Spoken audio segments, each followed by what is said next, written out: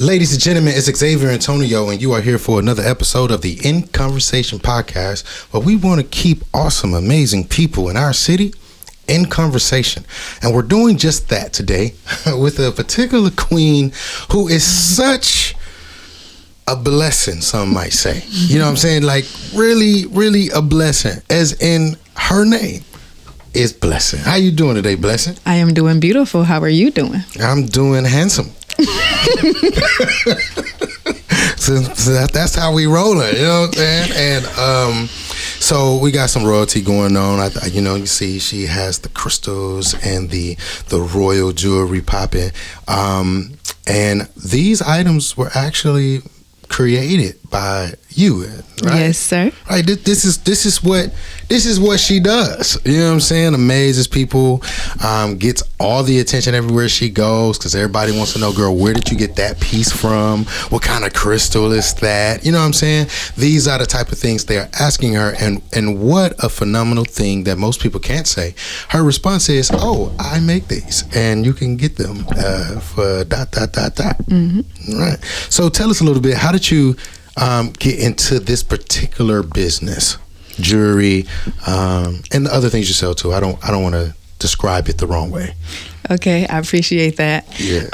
I started jewelry 6 years ago, and I actually started it initially to raise money for my cryopreservation, which is the freezing of the eggs in my womb because I have stage 3 lymphoma. Mm-hmm. And I was going to undergo chemotherapy or radiation, and they told me that I needed to prepare for that. So cryopreservation is expensive. Mm-hmm. So I started making jewelry. I was like, what can I do that I'm naturally good at that can make some money fast and, do what I'm trying to do? So I started making jewelry. And in between that time, I realized like I wasn't going to do any treatment, and people were still buying the jewelry. And so I just kept it going. Yeah. Well, I mean, how did you know that you were even going to be good at it? Oh, well, because I've been making stuff since I was, since childhood. But I didn't. Actually, my first pair of earrings was a train wreck. It was literally like train tracks. It was crazy. Train tracks? Yeah. Just being super creative. Yeah. Just took some wire and got the dancing with it. Oh, really? Mm-hmm. And so now it's just a business that has began to blossom. And first of all, let's not even rush past the fact that you were diagnosed with something very, very serious, and you were able to push past this and to keep fighting, to keep living, and on top of that, find a what may be a better way now of actually existing and living through teaching people, educating people. And talk a little bit about that, because I'll be seeing you on Facebook and on social media and in parks and surrounded by people doing spirit fingers, having them rub oil on their wrists, and all that great stuff. So tell us a little bit about you helping us to heal ourselves. Okay, well, thank you for putting it like that, first of all. That was beautiful. I'll be tapped in. Okay. But yeah, so I'll start with the spirals, because that's really where it started. Spirals represent life force energy. They represent the completion and the start of life and just high vibrations. Mm-hmm. And so most of my designs have the spiral energy on them, so it's a reminder. It was a reminder to me. Like, even though I had death in my body, like cancer, and I would look down at my jewelry, I still had life in my body. And so I was using spirals. I was using, I think, like aluminum wire at the time. And I said, well, if I'm going to use something as powerful as this sigil, I need to do it with a powerful material, which is copper. Yeah. So I went from using spirals to using spirals with copper. And then when I started healing myself, I changed my diet, first of all. That's number one. And then I started incorporating herbs. And I started with one herb in particular, which is burdock root. Really good for the blood, helps with my type of cancer. And then I just continuously branched off into, experimenting and gaining knowledge, and then implementing the knowledge of each of the herbs that I was using. And so that added on to the healing. And then I started using my hands with Reiki, just got certified in that. Okay. Congratulations. Thank you. That's something else where it's like one of the things I love about all of us who are partners, and is that many people are doing all these different things that I might not necessarily have a clue about in the beginning, but you guys challenged me to go do some studying and go do some research, and I go and learn all these awesome things, and so that's just one of the great challenges that I get from doing this, and so I thank you for that. So I just went to go look up what Reiki. What did you learn? The day after you posted about it, or the same day you posted about it, or was it? Did I ask you what it was? Yeah, I asked you what it was, and so then I went to go do some additional research because I like to know that stuff is a thing. You know what I'm saying? So I'm sorry. Continue. No, I like that. But spirals, copper, herbs, Reiki.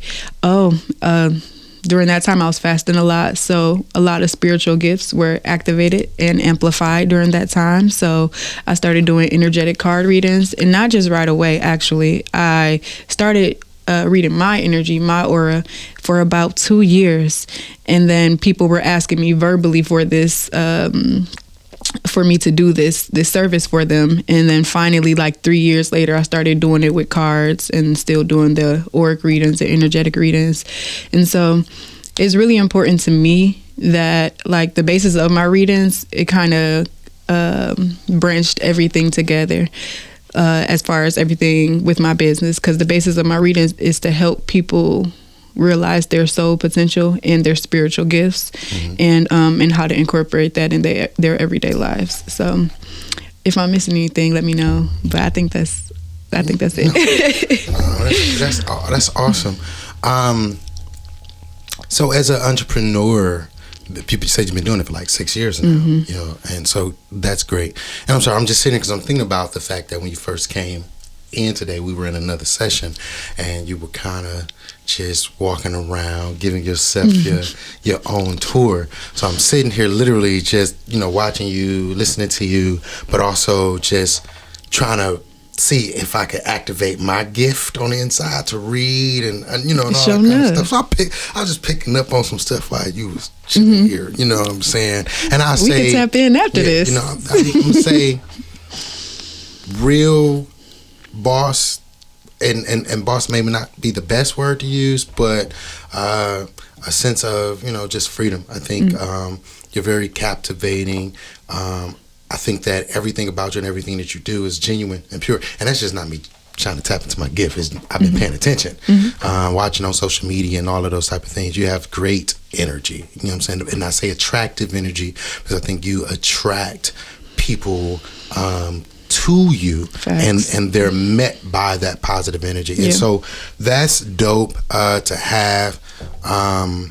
It's just all of that. So I just applaud you, you know what I'm saying? Definitely for those things. Now, I'm pretty sure it's not always all good. You have some bad days, right? Yeah, definitely. Yeah. Especially as an entrepreneur, as a creative. You know what I'm saying? We still got to be human, and we still got to deal with other humans, you know what I mean? And that's not always fun.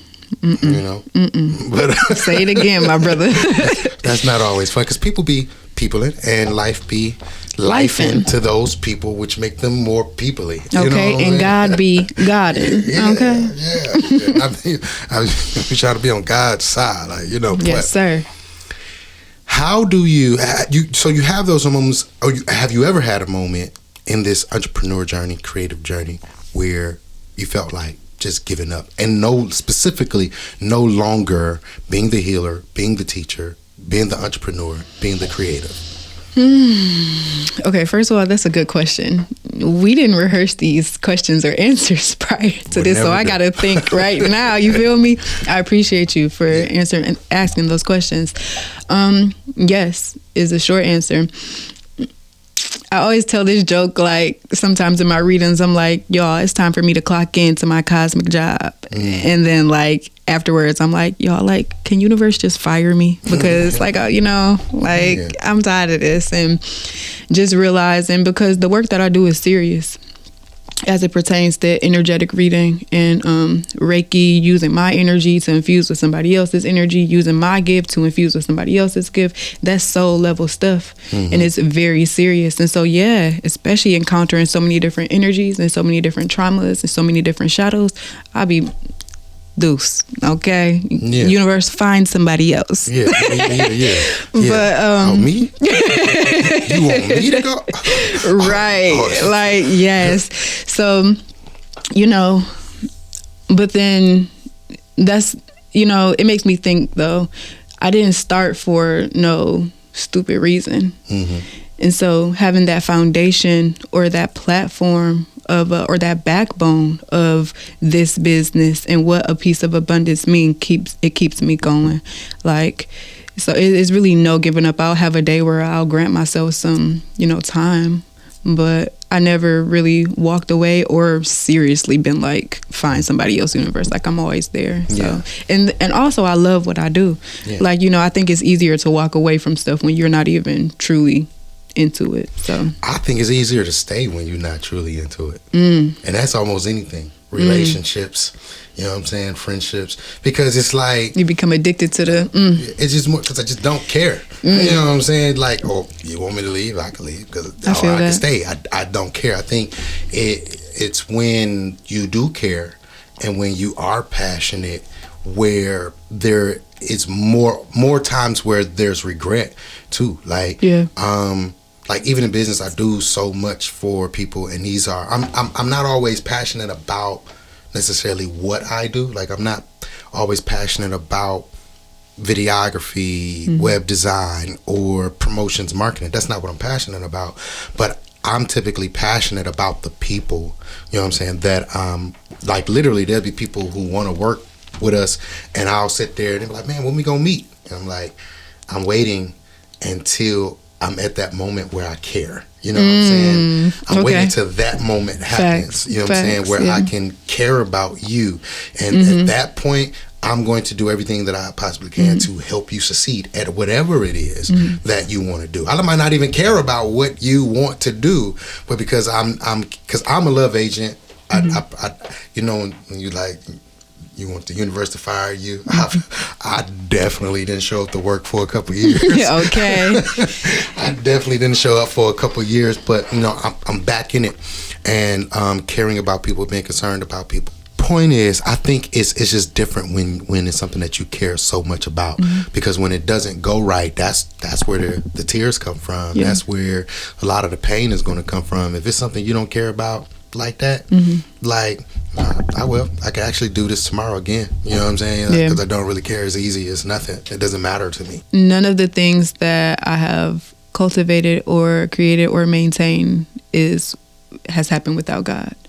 And I know that I wouldn't be where I'm at or even have the idea to do what I'm doing if that gift wasn't placed into me by a higher power, higher source, creator, Allah, God, whatever you call that energy. And so, like I said, just a reiteration of what I said, like, this was given to me and it's something that I value. And so I'm presented with many things, and like we all are. And it's about what do we find value in? And so out of all the things I was presented with, helping people restore their energy, helping people tap into their power, tapping into my own power, restoring my own energy to be able to do that for other people, that stuff is important, because without, like, people need that. I need that. Daily. So I can only imagine people who have not experienced what I've experienced, or where I can have intrinsic value or insight to offer to somebody else. I would want somebody to do that for me. I was going to say who's not on my level, but it's not even like a hierarchy thing. It's just like an experience thing that I'm able to offer my words of wisdom, because I've been there and done that, and somebody can do that for me as well. So I'm just here for those people who is going through what I went through in the past. And I'm like, hey, I remember that part of my life. Yeah. Like, a big part of my, the spiritual sense was because when I first started my spiritual journey, a lot of people were putting out information and knowledge and then not explaining it.